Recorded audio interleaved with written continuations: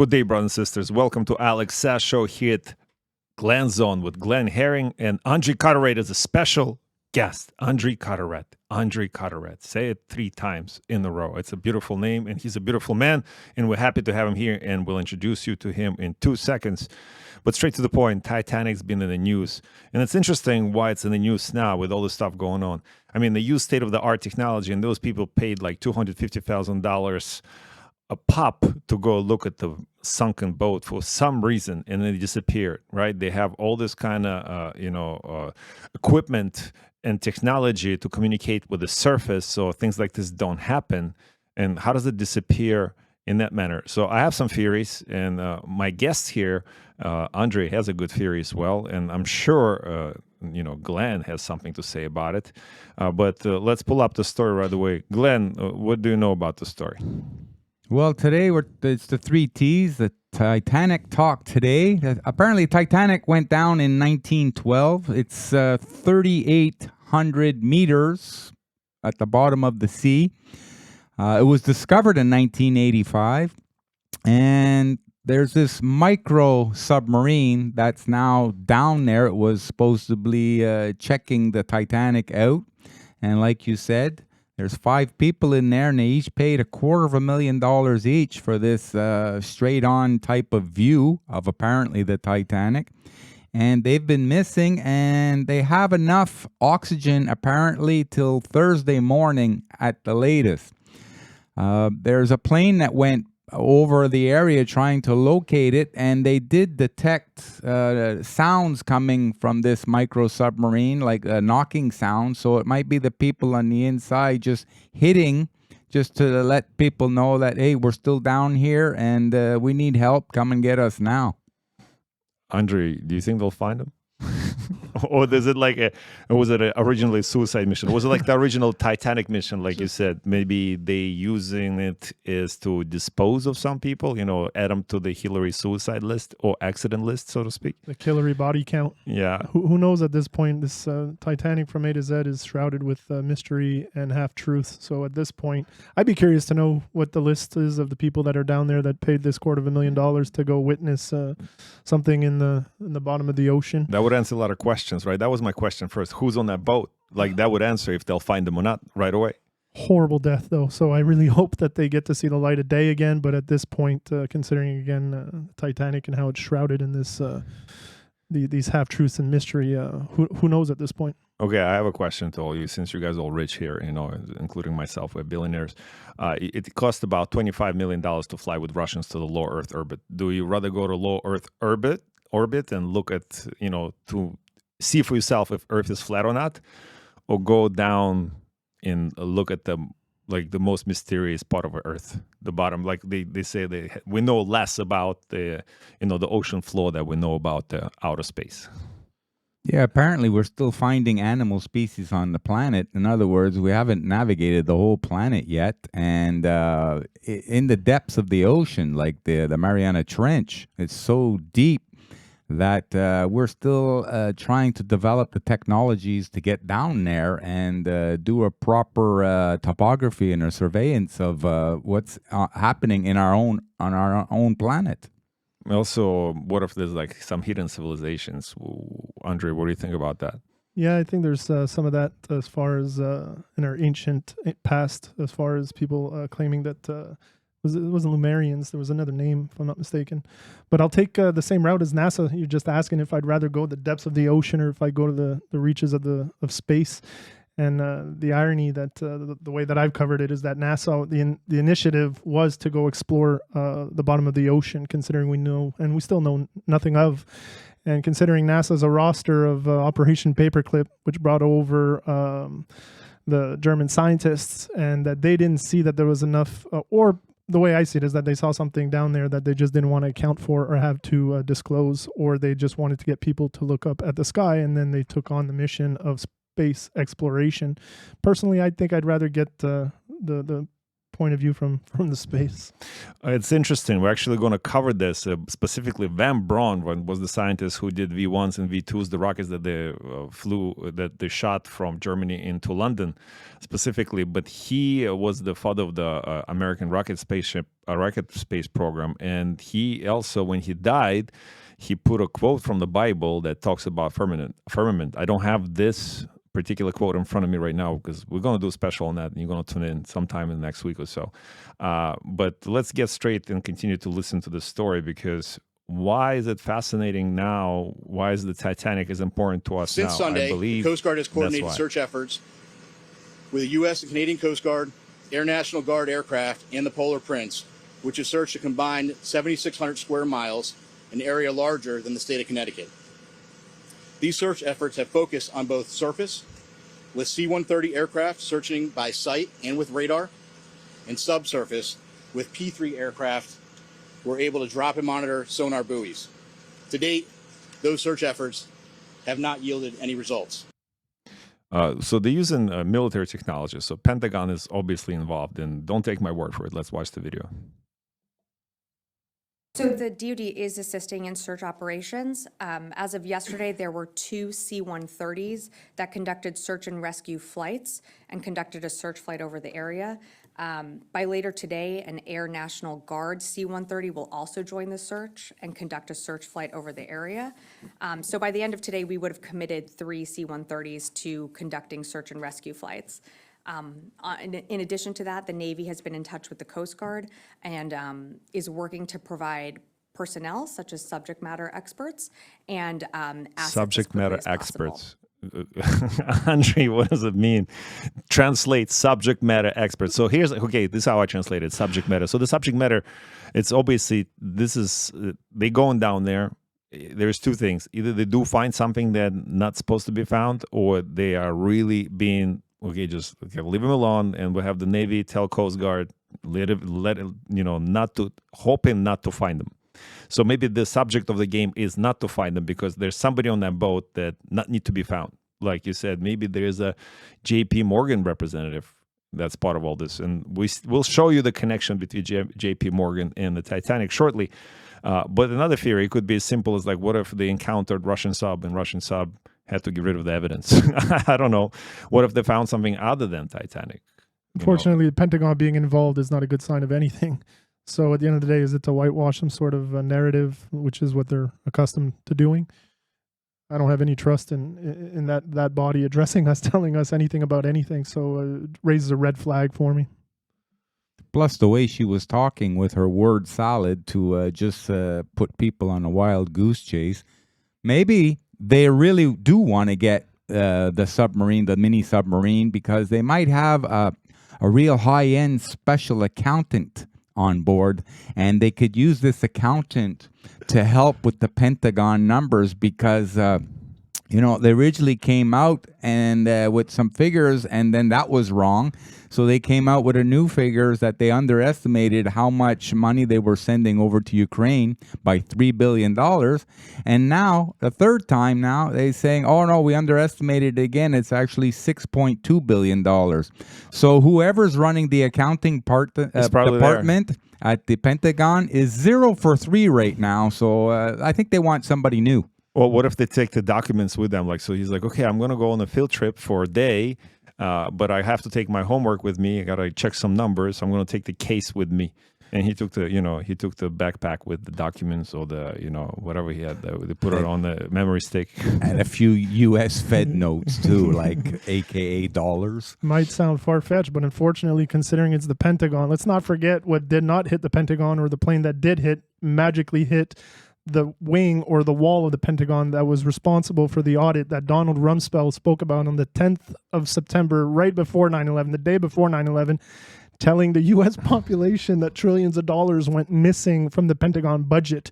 And then the irony of the following day, that whole section being obliterated by a plane that we found 0 pieces of, 0 footage of, even though this building is the highest covered with CCTVs and security and whatnot protocols.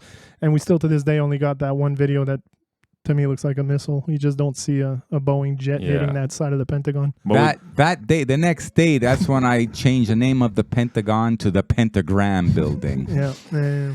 But they do have lots of videos of Building 7. If brothers and sisters, you don't know, Building 7 rabbit hole starts with Building 7. So climb into it. Another rabbit hole that you're going to find out, it's like we talk about here all the time, you know, who's on top of the targets of the world and Heiser-Bush of the world and all this stuff. You know, it's the military industrial complexes and banks, right? So banks run the world, and BIS being, the Bank of International Settlements, and who's above all this. And you can watch the previous show. We talk about it nonstop. Glenn presents a good story there. But in this case, even going back then, corporations always run the world, specifically the banks. And JP Morgan was heavily involved. Did you guys know that Titanic wasn't the only ship and had a sister ship called Olympic? You didn't. I know you didn't. But you're going to find out right now. Let's watch this all together. History, few have been more elaborate, more widespread, and more well-informed than the Titanic switch theory. For those who don't know, the RMS Titanic was the second ship in the Olympic class, a class also consisting of her younger sister, the Britannic, and older sister, the Olympic. The RMS Olympic had her maiden voyage in June of 1911 and was by far the largest ship in the world at that point. Her maiden voyage was very smooth and very easy, all the way to her arrival in New York.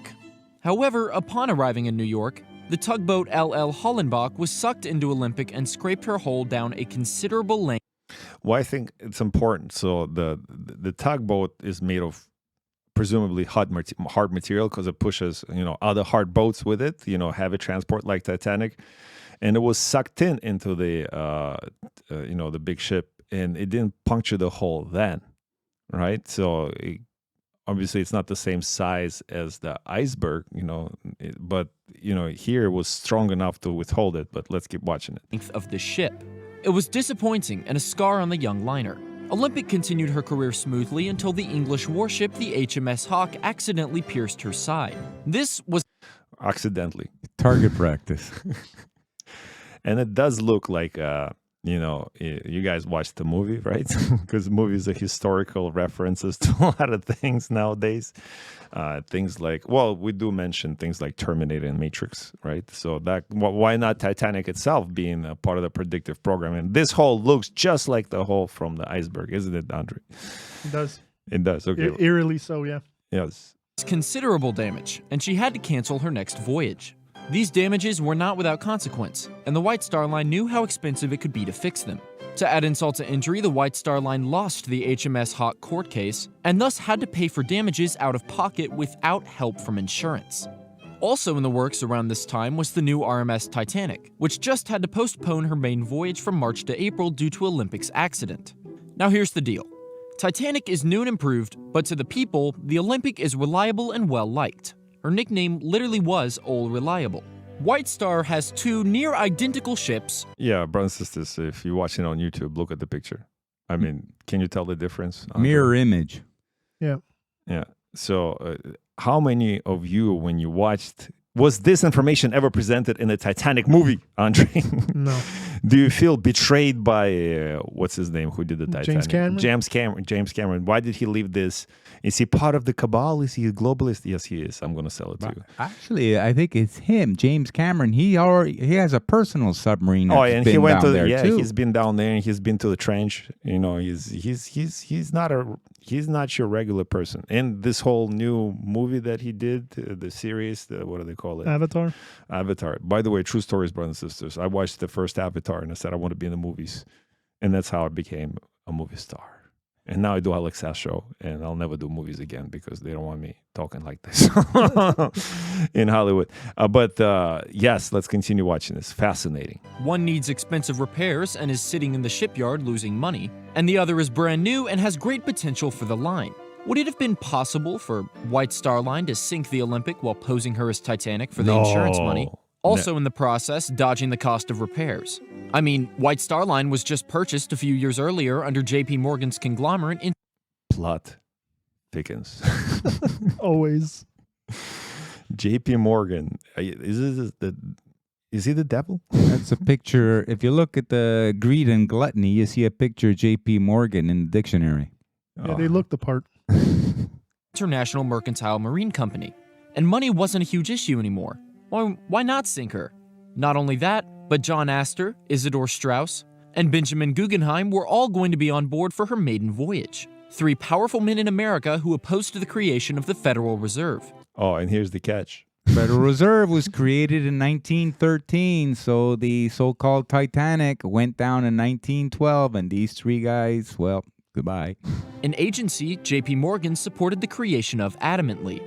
Kill them off and maybe J.P. Morgan will get his way. Wouldn't the switch theory also explain the actions of Bruce Ismay, owner of the White Star Line, while the ship was sinking?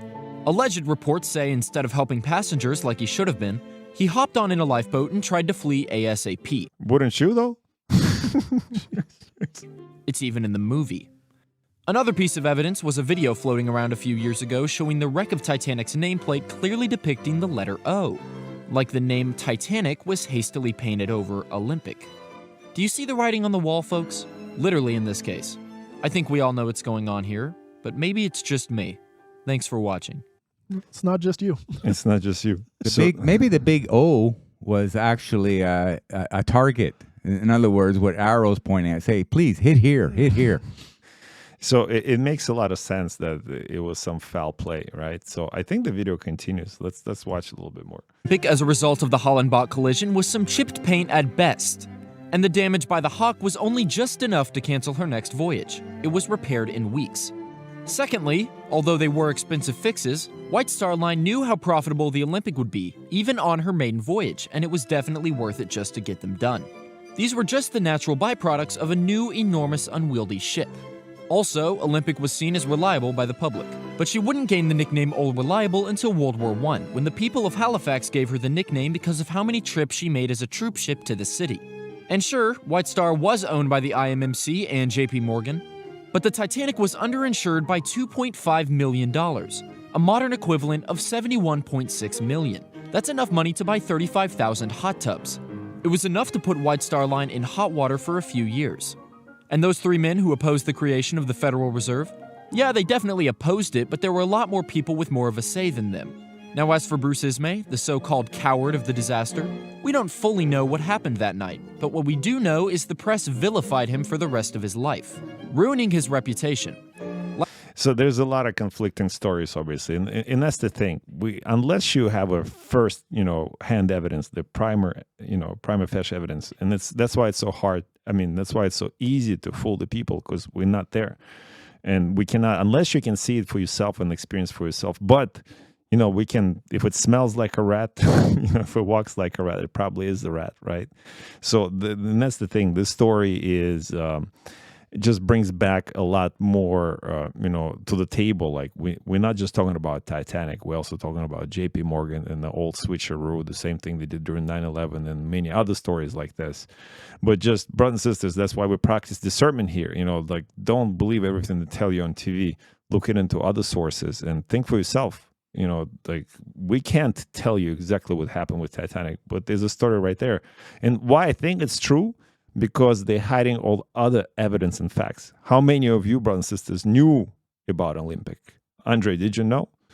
I already had a little bit of a backdrop on this story. So yeah, I had an idea, especially with the financiers behind it, the insurance policy, again, another playbook from 9/11 as far as how they could capitalize on a supposed travesty. So all of these seem to be part of their playbook. Discernment is a good word, because at the end of the day, it's just to kind of observe and absorb as much as possible. And then when you start seeing these modus operandi keep coming up every time for these people that create the system and then benefit from the system and cash out. So as much as it's a tragedy, the irony that it becomes a cash cow for some of these people over and over again, I don't know, something there. Yeah, discernment is just a bigger word for getting in touch with your gut feeling, your sixth sense, not just the 5 physical sensory perceptions, but your sixth sense, which also is a correlation with your fourth dimension, not just the 3 dimension, which is the physical. So you have to make the connections. And then when you get better at it, you get a funny feeling that something's not right. It's like you could be driving up to you have the green light, and you know somebody at a cross section has a red light, but you get a funny feeling that they're going to go through the light. And sure enough, you slow down and you just watch the car go right through the light, and you say, hey, wow, that's, you have to get better at getting in touch with these. This is not a phenomenon, by the way. We're all capable of doing it. Amazing 2 points, guys. And okay, I'll add my 2 cents into this. Discernment, right? Discernment is a property of being connected to the spirit. And that's when, how do you keep the channel clean so you have a better spirit entering? Well, not better, but, how do you have this better connection to the spirit? Is you keep yourself clean. Stay off drugs, stay off alcohol, be disciplined, don't watch porn, don't masturbate, go to church, read the Bible, go to the gym, don't lie, don't steal, don't covet thy neighbor's wife, don't take Lord's name in vain, and there's all those other things that from a good book and other good books, and people can tell you how to be moral, ethical, kind, peaceful, and loving to yourself and to others. It's a conversation I've had with the men's circle that I frequent, and it seems to be like it's not the only payoff, it's a huge payoff, but sobriety allows for that intuitive muscle, just like your willpower. You need to flex it, you need to develop it. And at the end of the day, as much as whenever we lose some of these addictions, we gain in this ability to decipher our reality and attract more what we want and be able to tap into this intuitive feeling. I ride bikes, and Glenn said it before, and this happens to me on a regular basis as far as saving myself from literally fatal accidents and maneuvers, and being able to predict things happening just based on the ability to not just observe, but having the alchemy to observe and feel and choose to act instead of react. And everything these people do for us is out of shame, guilt, fear, and they just try to get us to react versus being stoic, taking in what's happening, and then choosing to act instead of giving them the reaction that they're trying to obtain. Yeah, I just wanted to point out one thing, big Alex, my big friend over there. You were saying a lot of what don't do, but we've always said, how do you address problems is by focusing on what to do. Therefore, we create more of the positive that we want. That's a good point, brothers and sisters. And continue to tune in to Alex Sass Show if you want to listen to wisdom from, our special co-hosts and guests, because they are special. And I don't mean like spastic special. I mean like wisdom special. They are amazing. And brothers and sisters, we'll see you on the next one.